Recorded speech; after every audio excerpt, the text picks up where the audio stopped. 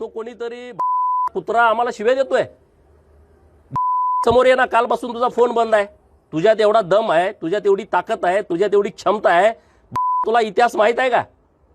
तू आज ज्या पद्धतीनं भाषण करतोय, पोलिसांचे कपडे काढून मारतो, माननीय मुख्यमंत्री देवाभाऊंच्या बद्दल बोलतोयस, आम्हाला आई बहिणीनं शिव्या देतोयस, तुझ्यात हिम्मत आहे पुढे ये। कालपासून फोन स्विच ऑफ करून तू बसलाय।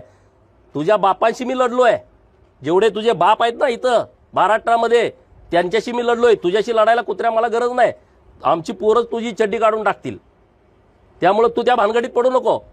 परंतु जी पद्धत आता पश्चिम महाराष्ट्रामध्ये सुरू आहे ती प्रशासनानं थांबवलीच पाहिजे। छत्रपती शिवाजी महाराजांच्या पुतळ्याची जबाब माझ्यावर सोपवा। अंजनगावमध्ये पुतळा बसवायचा आहे ना, माझ्यावरती सोपवा।